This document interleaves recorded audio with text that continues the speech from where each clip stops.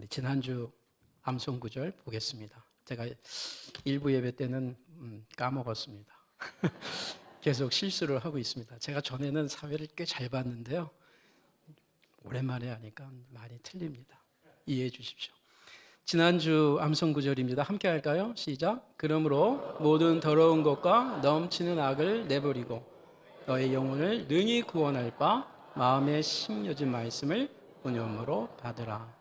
모서 1장 21절 말씀. 아멘. 예, 금주 말씀입니다. 함께 할까요? 시작. 너희는 말씀을 행하는 자가 되고 듣기만 하여 자신을 속이는 자가 되지 말라. 야고보서 1장 22절 말씀. 아멘. 이 말씀은 불신자가 아니고 신자에게 주시는 말씀이죠. 그렇죠? 예. 우리에게 적용하면 예배만 드리는 자가 되지 말고 예배 때 받은 말씀을 듣고 한 주간 동안 말씀대로 살기를 힘쓰자, 그런 내용입니다. 예, 오늘 말씀을 함께 읽은 말씀을 가지고 함께 보겠는데요. 제목을 우리가 떠나야 할 여행, 이렇게 잡아 보았습니다. 여러분 여행 좋아하세요? 예, 아마 여행 싫어하시는 분 거의 없을 겁니다. 지난주에 실버 야유회가 있었는데 좋으셨나요? 예, 그래요. 또 귀한 섬김이 있었으리라 생각이 듭니다. 근데 아마 이제 70세 이상이 되셔서 다녀오신 분들은 아마 우리가 잘 아는 내용이지만, 아유, 젊을 때 가야 되겠다. 예? 아마 그런 또 새삼 느낌이 있지 않았을까 싶은데, 이 여행이라는 말을 이렇게 사전을 찾아보니까 자기의 주거지를 떠나 객지에 나대는 일, 이렇게 되어져 있습니다. 그리고 또 다른 고장이나 다른 나라를 가는 일, 이렇게 되어 있더라고요. 이 여자가 나그네 려자입니다. 나그네 려. 그리고 행자는 단일 행. 그러니까 이 여행은 이 한자의 뜻하면, 한자로 본다면 이 나그네가 되어서, 그래서 이것저것 이렇게 거닐다가 오는 어떤 그러한 일, 이런 말이 되겠습니다. 올해 여러분 어디 여행 다녀오셨습니까? 국내에 좋은 곳, 벚꽃 구경, 또 해외도 또 다녀오신 분이 있죠. 저는 아직 올해 이렇게 다녀보질 못했는데 올해 안에 어딘가를 좀 가지 않을까 싶습니다. 근데 여러분 여행을 좋아하는 분들이 성경을 이렇게 보시면 야, 이 성경이 여행투성이구나 하는 걸 알게 됩니다. 여행이라는 거 지금 방금 봤지만 이게 길을 떠나는 겁니다. 익숙했던 곳에서 또 주거했던 곳에서 떠나서 이렇게 왔다 갔다 하고 좀 여유 있게 시간을 보내다가 이제 오는 겁니다. 근데 이제 어떤 여행은 이렇게 여유로워서, 그렇죠? 굉장히 의미 있게 보내는 여행도 있고, 또 어떤 여행은 떠나기 싫은데 갈 수밖에 없는 여행이 있습니다. 도시를 옮기고 집을 옮기고 할 때 여러 가지 상황들이 이제 있는 거죠. 여러분 성경을 읽다 보면 이 길을 떠나는 내용들이 생각보다 굉장히 많습니다. 이걸 좀 더 신앙적으로 얘기하면 순례라고도 이렇게 얘기를 합니다. 이 길을 떠난다는 거, 이 여행을 간다라는 거, 이걸 오늘 읽은 본문을 중심으로 함께 좀 생각해 보고자 합니다. 예수님께서 먼저 무엇보다 이 여행을 자주 하셨어요. 아니 어찌 보면 그는 이렇게 일상인으로 있을 때에는 그냥 특별한 일 없으면 1년에 한 번 예루살렘을 아마 여행하시지 않았을까 싶어요. 절기를 지키려고. 예루살렘 성전 때문에. 갈릴리에 살았잖아요. 근데 예수님이 이제 메시아로서의 사역을 시작하면서부터 세례를 받고, 그리고 하늘에서 성령, 하나님의 영이 임하면서 너는 나의 사랑하는 아들이야. 이제 내가 너에게 준 사명을 따라 살기 원한다라는 그 메시지를 그가 들었어요. 그리고 말로 표현할 수 없는 마음의 뜨거움이 생겼어요. 성령의 역사입니다. 우리 성경은 이제 성령이 비둘기같이 임했다, 이제 이렇게 표현을 하고 있어요. 그러면서 그분이, 예수님이 이제 새로운 어떤 삶을 살기 시작합니다. 한 가정의 아들로 살고 있다가 어머니의 아들로, 그렇죠? 동생들의 형으로, 또 갈릴리의 나사렛의 어떤 친구들과 함께 같이 목소리를 하고 있다가 이 순간부터 그는 여행을 떠나기 시작합니다. 길을 떠납니다. 익숙하지 않은 곳에 여러 곳으로 왔다 갔다 하십니다. 나사렛을 벗어나서 이곳저곳, 갈릴리도 꽤 넓거든요. 이곳저곳 자기가 가보지 않은 곳들을 다니면서 일을 합니다. 여러분, 예수님이 혼자 한 것이 아니에요. 때가 되니까 예수님이 또 사람을 불렀습니다. 우리가 이제 제자라고 그러죠. 사도들이라고 그러죠. 특별히 12명을 불렀습니다. 그들 함께 여행을 떠납니다. 그러니까 사실은 직업이 없는 거예요. 그래서 성경을 보면 이들을 섬기는 사람들이 있었는데 뜻밖에도 여인들이 자신의 물질을 대서 섬겼다라고 얘기를 해요. 그 당시 여인들은 굉장히 열악했거든요. 남편께 눈치도 많이 볼 수밖에 없었고 돈도 뭐 있지 않았던 사람들인데 그걸 잘 모아가지고 예수님과 제자들을 섬겼던 거죠. 물론 남성들도 섬겼을 겁니다. 근데 성경에 이제 여성들이 했다라는 말을 참 의미 있게 소개해 준다는 거예요. 말씀드리려고 하는 것은 자기 직업을 갖지 않고 그만큼 여행을 다녔어요. 여러분 혹시 직업 없이 여행 다니고 싶으세요? 하는 일 없이 여행 다니고 싶으세요? 그건 아니죠. 매일 그건 아닐 거예요 아마. 그렇죠? 예수님은 거의 십자가에 돌아가시기 전까지 그렇게 사셨어요. 그러니 얼마나 많은 길을 떠나신 겁니까? 제자들도 마찬가지입니다. 여러분 우리가 오늘 읽은 누가복음의 저자가 누구죠? 누가입니다. 누가가 누굽니까? 누가라고요. 근데 이 누가가 이 복음서만 기록한 게 아니고 사도행전도 기록을 했어요. 근데 이제 성경을 읽다 보면 누가복음과 사도행전 안에 뭐가 있죠? 뭐가 있어요? 종이가 있는데 그게 요한복음이에요. 이 요한복음이 가운데 껴 있잖아요. 그러다 보니까 같이 읽기가 좀 어려운데 원래 저자 누가는 한 권으로 이걸 쓴 거예요. 그래서 사도행전 1장 1절을 보면 내가 먼저 쓴 글에는 근데 그 먼저 쓴 글이 앞에 있는 요한복음이 아니고 누가복음이에요. 지금 저희들이 매 주일마다 이영신 목사님 주일 이 강단에서 지금 사도행전 강의가 시작되고 있잖아요. 이 누가복음 사도행전 같은 저자인 누가가 썼다. 근데 예수님의 이 사역을 집중하는 게 누가복음이에요.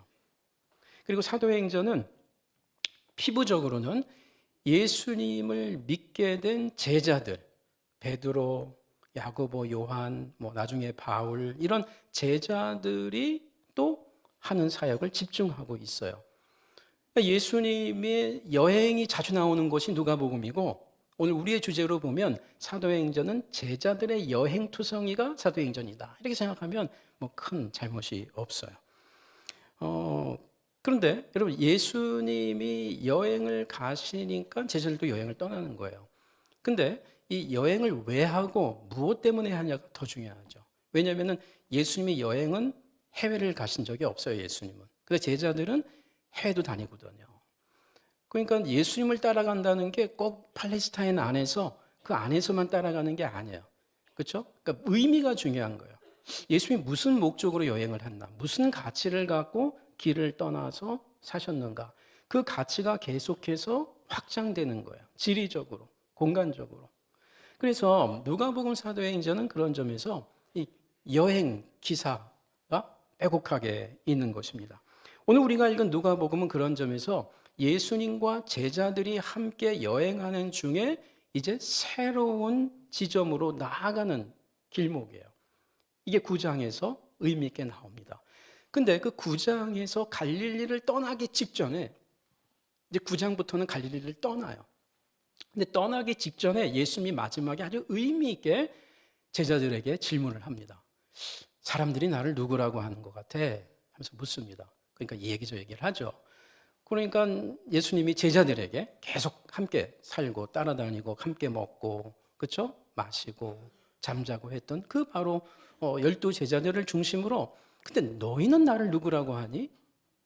지금까지 나를 따라다니고 있는데 하니까 제자들의 대표격으로 베드로가 하나님이 보내신 마지막 메시아입니다. 구원자입니다. 종말의 마지막 때에 우리에게 나타난다라고 예언했던 성경이 예언하고 하나님이 약속했던 바로 그 그리스도 메시아 하나님의 각별한 성령으로 기름 부음 받은 메시아입니다. 그러니까 예수님이 아멘 하고 받아준 거예요. 맞다. 지금까지 너희가 잘 알고 있구나. 그런데 거기에 한 예수님이 하나를 첨언합니다. 이전까지 없었던 것을 첨언해요. 이게 뭐냐면 그런데 나는 메시아 맞는데 하나님이 보낸 그 마지막 구원자가 맞는데 그런데 나는 고난을 받아야 돼. 그리고 고난받다가 죽음에도 이르게 될 거야. 그런데 그 이후에 3일 만에 부활하게 될 거야. 그게 오늘 우리가 읽은 본문이에요. 그렇죠? 네. 우리가 읽었나 싶죠? 네, 읽었습니다. 분명히 읽었습니다. 네. 그래서 그 예수님이 부활까지 약속을 해요. 그러니까 제가 무슨 얘기하고 있죠? 지금 이미 여행 중에 있는데 그 여행의 지리적인 공간이 의미 있게 바뀌기 직전 또 다른 모멘텀으로 넘어가는 거예요, 이제. 그동안 서울에만 있다가 그러다가 이제 부산을 가려고 그러는데 부산 가기 전에 다시 한번 복습시키는 거예요, 복습. 내가 누구지? 그리고 그것을 의미 있게 선언하는 거예요. 나는 메시아 맞아. 근데 영광의 메시아만이 아니고 힘이 있는 메시아만이 아니고 사람들이 볼 땐 너무 힘이 없어 보이고 너무 연약해 보이고 너무 보잘것 없어 보이는 그 사람들이 저 사람이 메시아가 맞나 싶을 정도로 그렇게 무기력하게 나는 어려움 당하고 고난받고 수치당하고 멸시당하다가 그러다가 뭔가 역전이 되는 게 아니고 그러다가 그냥 나는 죽게 돼. 그런데 걱정하지는 말어. 내가 다시 하나님의 능력으로 일어난다. 그걸 기억하기를 바래. 하면서 예수님이 무슨 얘기를 하냐면 너희도 나를 따라오려거든. 너희도 나를 진짜 메시아로 믿고 있다면 그렇다면 너희도 너희들의 고난을 짊어져야 돼. 너희들만 짊어질 수 있는, 너희 가정만 짊어질 수 있는, 너만 짊어질 수 있는 너의 십자가가 다 있어. 그거 짊어지고 그리고 나를 따라와야 돼를 이야기합니다. 이 내용의 핵심은 뭐겠어요? 예수님이 누군가도 설명해 주고 있지만 예수님과 제자들의 운명이 분리가 안 된다는 거예요. 여행하는 코스는 다를지라도 먹는 음식이 다를지라도 인생의 가치, 목적은 너와 나는 같아야 돼. 우리는 같아야 돼.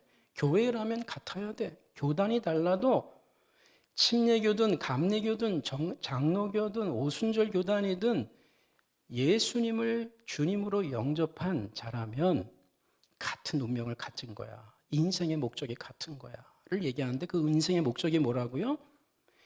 이 땅에서 어려움 당할 수 있어. 아니, 당할 수밖에 없어. 근데 그게 끝이 아니야. 그러니까 낙심하지 말고 인내하면서 따라오면 돼. 그걸 전하는 거예요. 그리고 이제 다른 지역으로 가는 거예요. 그걸 복습시키는 의미죠. 여러분, 고난받는 메시아. 이 고난받는 메시아는 참 어려운 개념이에요. 1세기 유대인들에게는. 말씀드린 것처럼 유대인들은 영광의 메시아가 자리 잡아요. 이유는 한 700년 동안 나라를 빼앗깁니다. 그러니까 10년도 아니고 50년도 아니고 100년도 아니고 700년 동안 태어나면 부모로부터 할아버지 할머니로부터 뭘 들어요? 우리는 나라 없는 서러운 민족이야 하면서 늘 그렇게 살았던 거예요. 근데 하나님은 성경에 약속하셨어. 마지막 구원자를 보내주면 우리가 해방된다고. 옛날에 이집트에서 해방된 것처럼 그때처럼 우리가 또 해방된다라고 약속을 했어. 아마 적지 않은 세대들 가운데는 무시했을 거예요. 할아버지 할머니는 믿었어도 이게 뭐쎄 몇백 년이 지났는데 그러다 보니까 유대인들 가운데 메시아를 어떻게 기대하게 되겠어요? 힘이 있는 메시아. 실제로 성경이 힘 있는 메시아가 온다고 그랬거든요. 하나님의 능력으로 이적을 베풀고 소경이 눈을 뜨게 되고 장애인이 일어서게 되고 어마어마한 일들이 벌어져서 어마어마한 샬롬이 평강이 행복이 찾아온다라고 약속을 했거든요. 그게 성경이에요.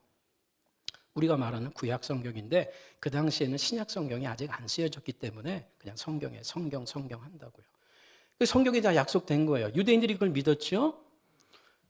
그러니까 어떤 메시아 개념이 강하게 자리 잡았어요? 700년 동안 힘 있는 메시아, 정치적인 메시아. 헬라 시대 때는 헬라 제국을 무너뜨릴 메시아를 기대했는데 헬라가 무너지긴 했지만 하나님의 메시아가 와서 무너뜨린 건 아니고 로마에게 무너진 거예요. 지금 로마 시대예요. 1세기 유대인들, 예수님 시대에 로마가 지금 제국을, 패권을 갖고 있어요. 어떤 메시아를 기대해요? 로마 제국을 무너뜨리고 우리를 해방시킬 메시아를 기대했던 거예요. 그러니까 성경에 고난받을 메시아가 이사야 53장과 시편과 이곳저곳에 있음에도 불구하고 그게 잘 안 보이는 거예요. 너무나 오랫동안 그들이 사모하는 그 메시아가 자리 잡았기 때문입니다. 오늘날로 말하면 이런 거예요. 여러분, 엄마가 자기 아들이나 딸을 데리고 재래시장을 간다든지 백화점을 갔다고 생각해 보세요. 거기서 한 5시간을 보냈어요. 살 게 많아갖고 막 이것저것 나물도 사고 뭐도 사고 백화점에 가서 옷도 사고 뭐 이렇게 샀어요. 신발도 사고.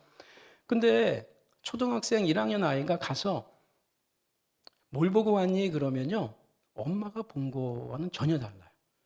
내가 거기 가서 눈깔 사탕 받고 내가 장난감 사고 싶었는데 못 사게 해서 힘들었다고 그러고, 자기 수준에서 시장을 보는 거죠.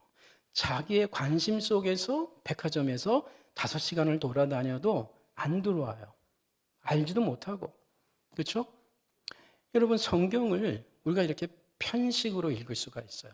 성경을 읽고 있지만 내 지금 상황이, 내 관심이, 나의 지금 이 마음이 여기에 쏠려 있다 보니까 그 말씀만 나에게 다가오는 거예요.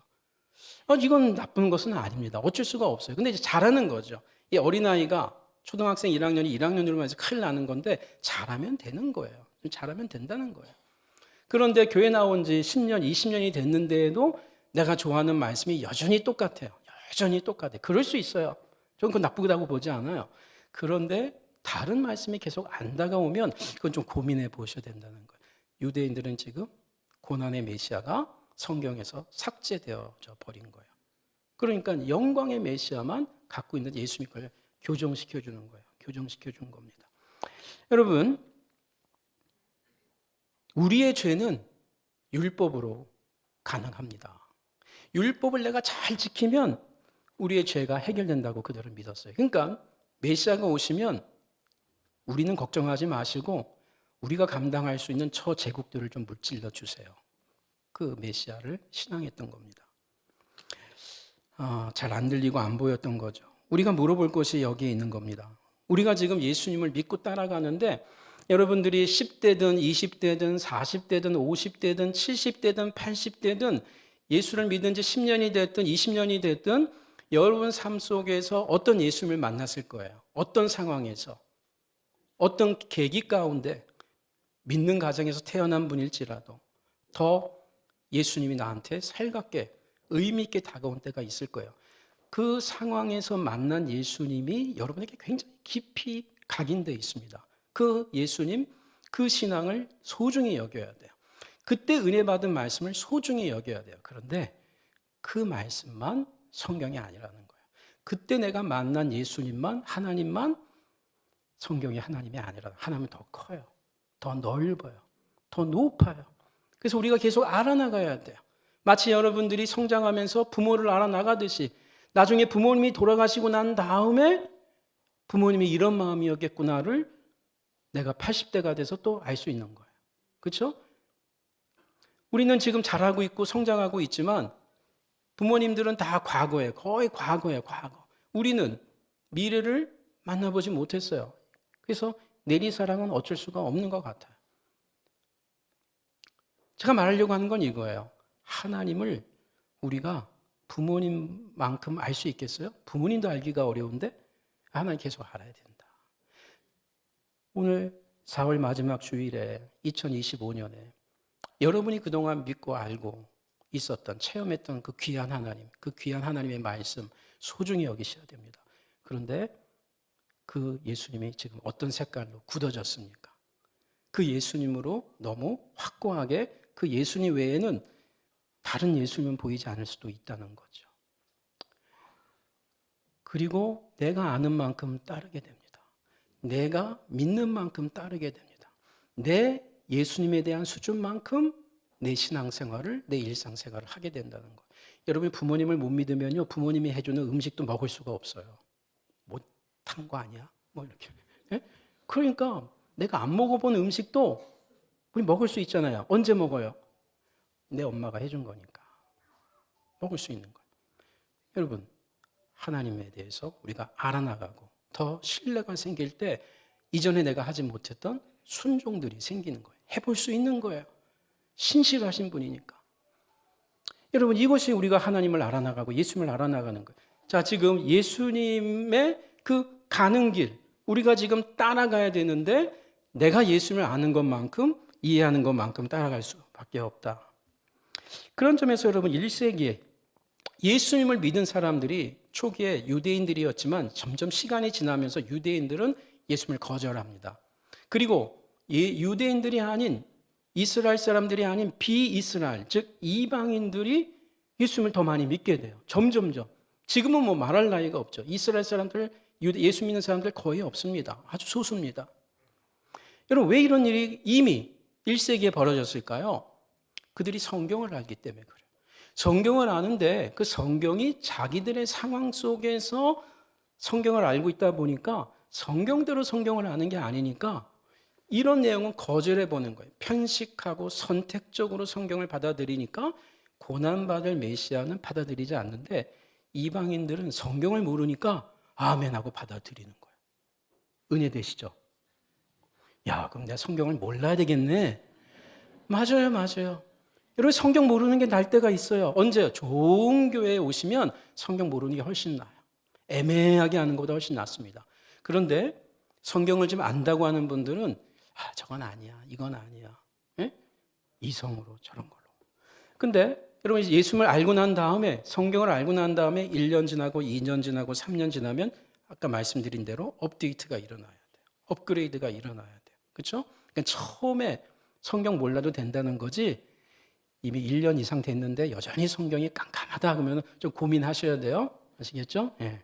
마냥 좋아하지 마십시오. 성경 모르면 예수님을 잘 믿게 된대. 그거 아닙니다. 자, 누가복음 9장 51절을 이제 좀 더 보겠습니다. 예수께서 승천하실 기약이 차감해 예루살렘을 향하여 올라가기로 굳게 결심하시고, 화면 올려주세요.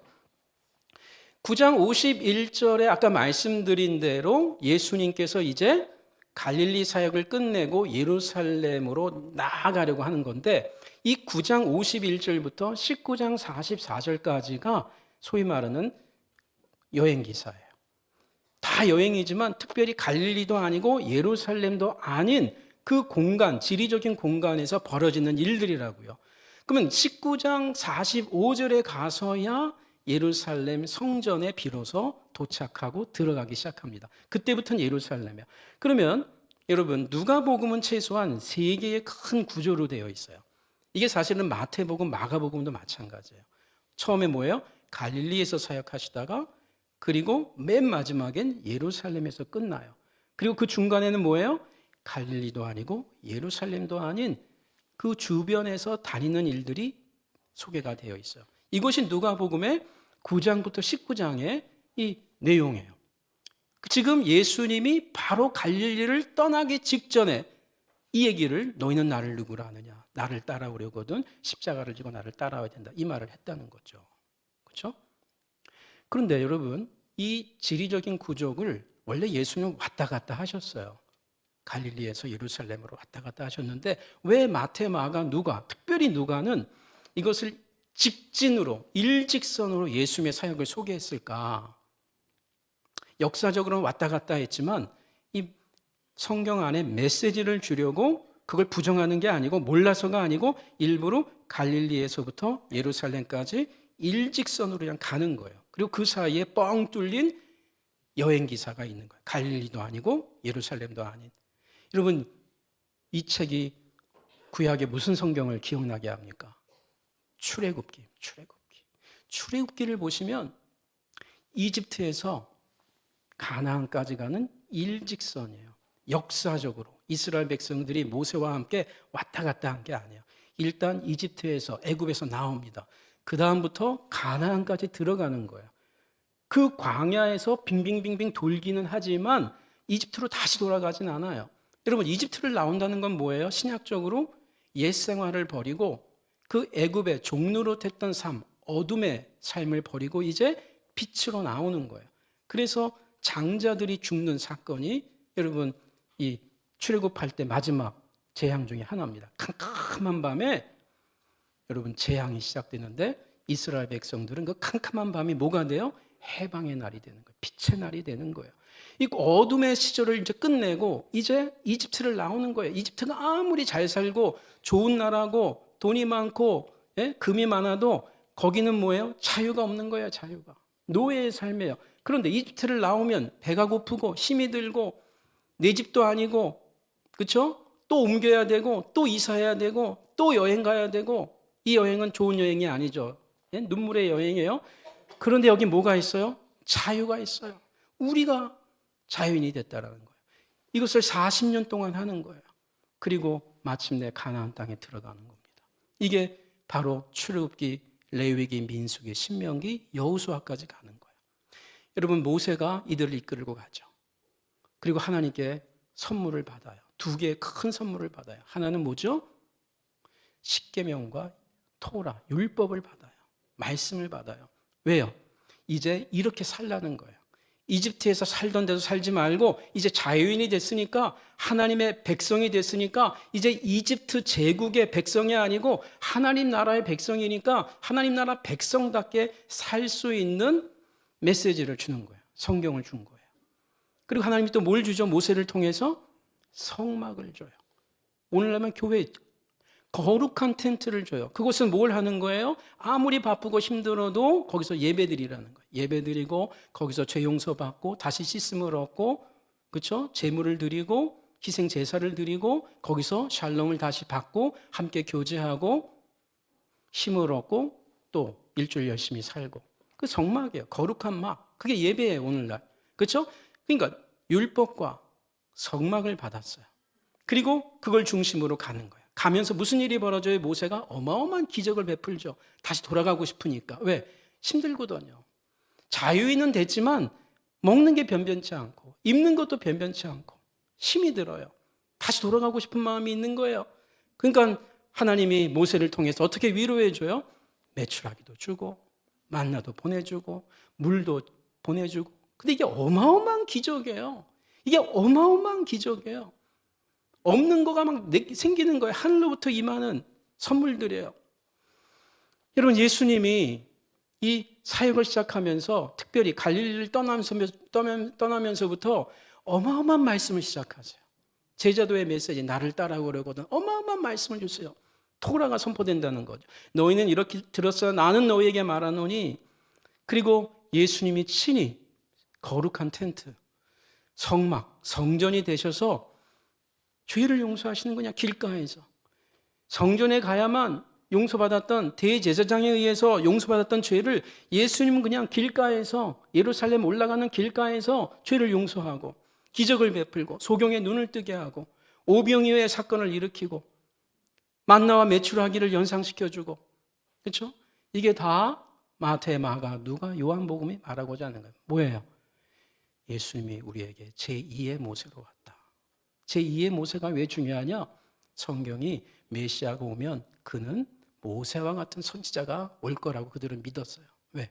모세는 유대인들에게는 이스라엘 백성에게는 가장 위대한 선지자기도 하고 제사장이기도 하고 왕이 없었을 때 왕 역할도 했던 어마어마한 민족을 구원시킨 지도자거든요. 구세주거든요. 그래서 성경은 하나님은 내가 보낼 메시아를 모세와 같은 이미지로 계속 얘기해 줬어요.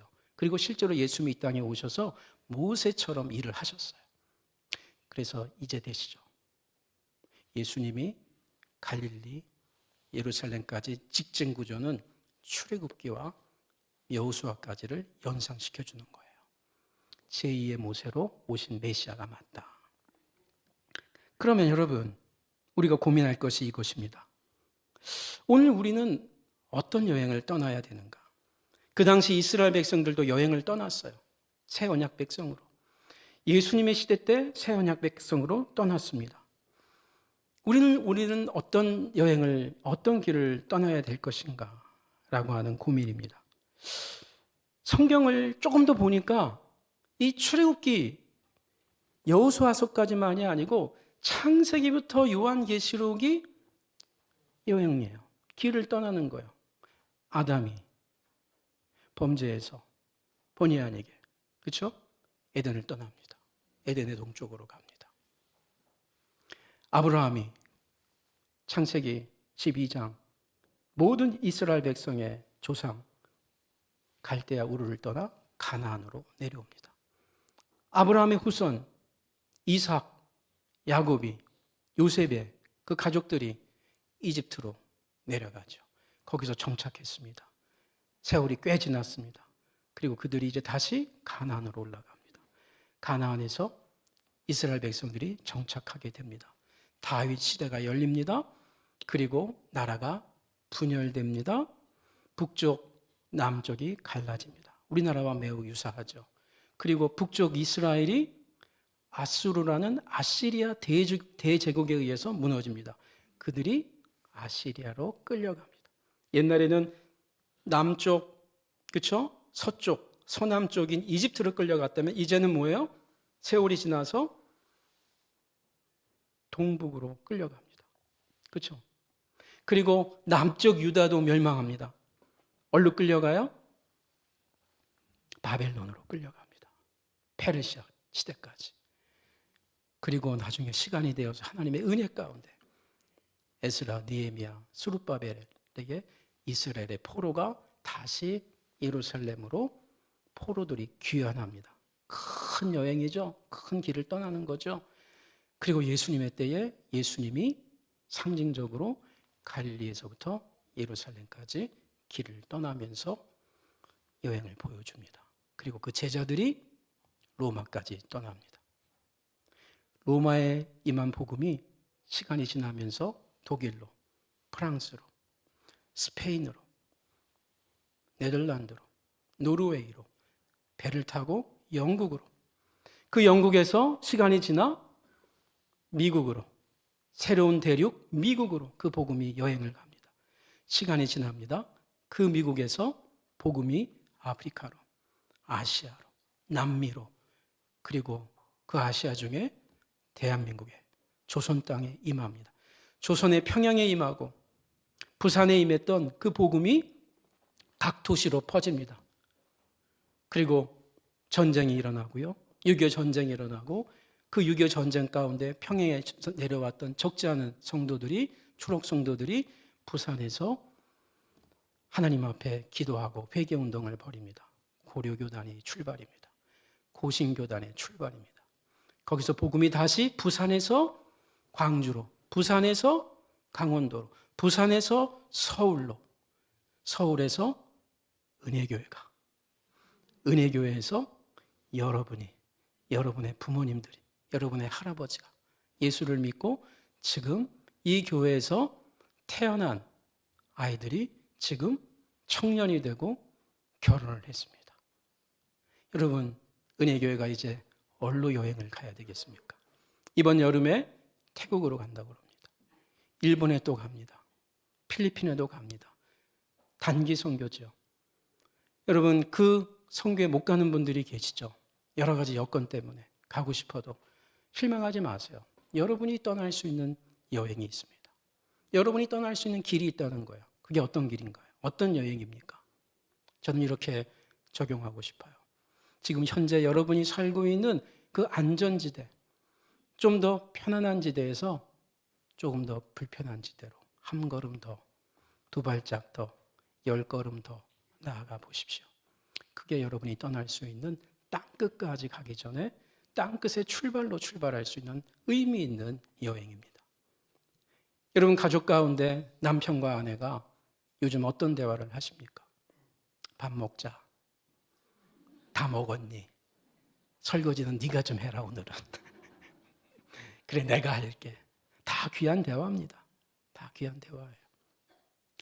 그런데 좀 더 의미 있는, 한 번 더 미소를 짓고 다가가면서 안아주면서 대화를 할 수 있는 거, 저는 아름다운 여행의 출발이라고 봅니다.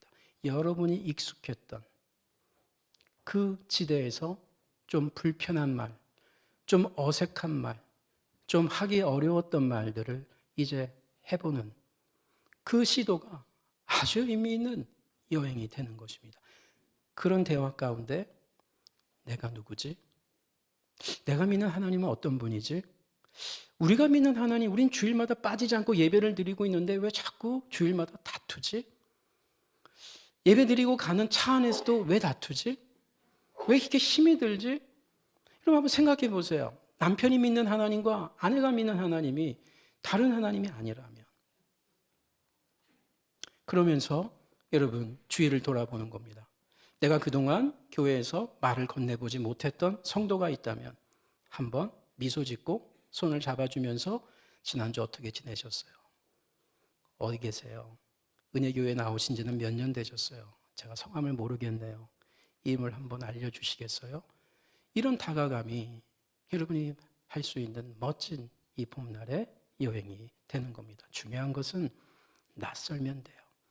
안전하고 더 중앙에 더 중심부에 가려고 하지 말고 주변으로 또 주변으로 더 주변으로. 예수님이 예루살렘에 가신 건 예루살렘이 중심에 가서 거기서 인기를 영합하고 뭔가를 힘을 드러내려고 했던 게 아니고요. 낮아지고 멸시당하고 힘들기 위해서 간 거예요. 이유는 그래야만 우리들이 하나님을 떠난 잃어버린 자들이 하나님께로 돌아올 수 있기 때문이에요. 그 길을 저와 여러분도 가라는 거예요. 날마다. 여러분, 성경은 그래서 인생은 길을 떠나는 여정이라고 합니다. 예수 증인의 인생은 더욱 그렇죠. 일반 사람도 인생을 여행으로 이야기하는데 우리 예수 믿는 사람은 더욱 그래야 되지 않겠습니까? 왜요? 성경이 그걸 보여주니까. 그래서 성경은 이렇게 얘기합니다. 우리를 하늘 가는 순례자라고. 베드로전서 2장 11절에 사랑하는 자들아 거류민과 나그네 같은 너희를 권하노니 영혼을 거슬러 싸우는 육체의 정욕을 제어하라. 외국인처럼 이 땅을 사는 자로 저와 여러분이 부름을 받았다. 왜요? 예수님도 이 땅에 외국인으로 사셨어요. 이스라엘인으로 태어났지만 원래 그분의 진짜 시민권은 하늘이거든요. 얼마나 낯설었겠어요? 낯선 정도가 아니죠. 낯선 정도가 아닙니다.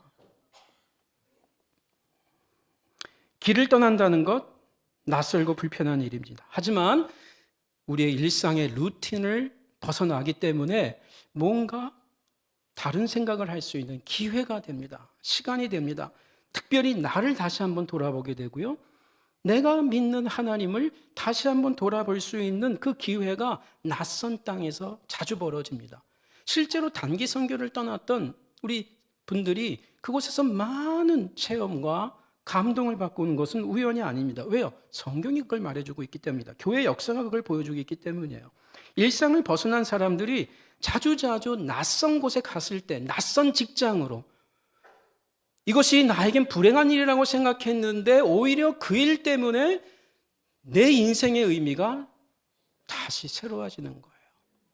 하나님을 하마터면 제대로 믿지 못하고 내 인생을 마무리했을 뻔했는데 그 질병이라는 낯선 친구가 초청도 하지 않은 그 질병이 나에게 찾아오기 때문에 그 안에서 산다는 게 뭐지를 다시 깨닫고 만나게 되는 겁니다. 여러분, 야곱은 부모님 집에 있을 때 따뜻한 밥을 먹을 때 자기 하나님을 못 만났어요. 그런데 그가 먼 땅으로 여행 가면서 외삼촌 라반의 집에 도주하듯이 아버지를 피해서 도주하듯이 떠난 그 밤에 추운 밤에 돌을 베고 잠을 잘 수밖에 없는 돌베기가 낭만적으로 보이세요? 그거 아니에요. 여러분 이스라엘에서 돌 베고 자보세요. 광야에서 얼마나 거기서 하나님을 만납니다. 베이트엘. 루스라고 하는 도시의 이름이지만 야곱에게는 그의 모든 후손들에게는 그 장소에 올 때마다 우리 조상 아버지가 만났던 땅 이곳은 베델이야. 하나님의 집이야. 낯설고 불편하고 힘들고 추웠던 집이지만 공간이지만 잠잘 곳도 없는 모래바닥이었지만 자갈바닥이었지만 여기가 하나님의 집이다 라는 놀라운 고백을 했던 겁니다. 요셉은 어떻고요? 외국에서 아버지로부터 형들로부터 배신당했다고 생각하는 그 캄캄한 이집트에서 하나님이 내 인생을 지금까지 인도해 줬구나를 고백하게 됩니다. 바울은 어떻고요? 예루살렘 성전에서 예배를 그가 얼마나 많이 드렸겠습니까? 근데 그는 예수 믿는 자들을 박해하려고 낯선 땅 다메섹으로 올라가는 그 길가에서 하나님을 다시 만납니다. 성경을 다시 깨닫게 됩니다. 여러분, 오늘 이 예배당에서 여러분이 하나님을 다시 만나도 너무나 귀한 일이지만 여러분이 이제 좀 낯선 곳에서, 직장에서, 사업하는 그 공간에서 전철을 타다가 여러분이 그냥 길을 걷다가 산보하다가 기도하면서 하나님을 만나기 바랍니다. 그런 은혜가 있기를 원합니다. 설거지하다가 빨래하다가 하나님을 만나는 거죠. 지금 있는 자리보다 조금 더 불편하고 조금 더 낯설면 된다는 겁니다. 여러분, 예수님의 제자들이 길을 떠날 때에 나타나는 성경에 아주 중요한 두 가지 표현이 있습니다. 하나는 버리다, 또 하나는 따르다입니다. 이 두 가지가 계속해서 커플링으로 나옵니다. 오늘 우리의 성경인 누가복음 5장 11절은 그들이 배들을 육지에 대고 모든 것을 버려두고 예수를 따르니라. 28절에도 나를 따르라 하시니 마태가 모든 것을 버리고 일어나 따르니라. 여기서 모든 것을 버렸다는 것은 과장법이에요, 사실. 여러분이 성경을 보시면 사도행전에 보면 제자들이 모든 걸 버리는 게 아니에요. 자기 집도 있어요. 바나바도 여전히 재산이 있어요. 여기서 모든 것을 버렸다는 것은 과장법이에요, 과장법. 여기서 모든 것을 버렸다는 버린 게 뭡니까? 제자들이 특별히 배를 버렸어요, 배를. 이 배 하나지만 이 어부들에게 배는 전부예요, 전부. 배를 버린 것을 성경은 모든 것을 버리고 예수를 따랐다 그래요. 오늘날 여러분에게 이렇게 적용할 수 있는 거예요. 나한테 이것은 꼭 있어야 돼. 30대 청년들이 직장을 갈 때 내가 그래도 대학을 나왔는데 연봉이 그래도 3,500, 4,000, 뭐 5,000은 돼야지, 5천만 원은 돼야지. 여러분, 그게 여러분의 모든 것이 될 수가 있어요. 그 청년에게는. 그거를 내려놓는 거예요. 예수를 따른다고 할 때 내려놓는 거예요. 모든 것을 버렸다라고 하나님이, 예수님이 인정해 줘요. 어떤 여성도들은 내가 없으면 없었지 아무런 백은 못 들어. 이 백은 내가 있어야 돼. 여러분의 모든 거예요. 그거를 여러분이 내려놓고 아무 백이나 메고 갈 수 있으면 예수님이 여러분 모든 걸 버렸다라고 인정해 줍니다. 네? 정말이에요. 자녀 교육이 전부인 부모에게 자녀 교육에 여유를 갖는 것, 자유함이 있을 때 모든 것을 버린 거예요. 그래서 성경이 뭐라고 얘기해요? 자기 십자가를 지고, 자기를 부인하고 자기 십자가를 지고 날마다 나를 따라야 된다라는 거예요. 날마다 나를 따라야 된다. 이게 자기 부인이 이렇게 어려운 거예요. 모든 것을 버리다의 본질이 뭐냐? 자기를 부인하는 거예요. 우리가 예수 믿는다는 것은 내가 내 인생의 주인이 아니다. 부모도 아니다. 내 자녀도 아니다. 내 노후 재책도 내 인생의 주인이 아니다. 이걸 우리가 인정하는 거예요. 그럴 때 여러분, 우리가 예수를 따르는 기쁨과 자유함이 있는 것이에요. 모든 것을 버렸다라고 말해주는 겁니다. 누가복음 9장 23절이 바로 이것을 말하는 것입니다. 여러분, 우리가 예수의 제자로 부름을 받았습니다. 그렇죠? 어떻게 할 수 있습니까? 저와 여러분이 여기에 있잖아요. 다른 곳에 있지 않고. 그렇다면 너무나 잘하신 건데, 그렇다면 이 길을 더 의미 있게 따라가기 원합니다. 그렇죠? 내가 오늘 뭘 버려야 되나, 뭘 내려놓아야 되나, 그래야 우리가 여행을 잘 떠날 수 있습니다. 길을 가볍게 떠날 수가 있습니다. 그 불편한 길 가운데 예수님의 여러분을 기다리고 있습니다. 시를 하나 읽고 마치겠습니다. 천상병 시인인데요, 가톨릭 신자입니다. 이분은 1970년에 귀천이라는 그러한 시를 지었습니다. 하늘로 돌아간다라는 말입니다. 이분은 전도서 12장 7절을 좋아했다고 그럽니다. 먼지는 전에 있던 흙으로 되돌아가고 목숨은 그것을 주신 하나님께로 되돌아간다. 그래서 인생을 소풍으로 비유하면서 이 시를 졌습니다. 귀천입니다. 나 하늘로 돌아가리라. 새벽빛 와 닿으면 쓰러지는 이슬 더불어 손에 손을 잡고 나 하늘로 돌아가리라. 노을빛 함께 단둘이서 기슭에서 놀다가 구름 손짓하면은 나 하늘로 돌아가리라. 아름다운 이 세상 소풍 끝내는 날 가서 아름다웠더라고 말하리라. 먼 훗날 우리도 신자로서 우리 인생의 소풍과 여행을 마치고 하늘로 돌아가게 될 것입니다. 이런 고백이 있기를 원합니다. 기도하겠습니다.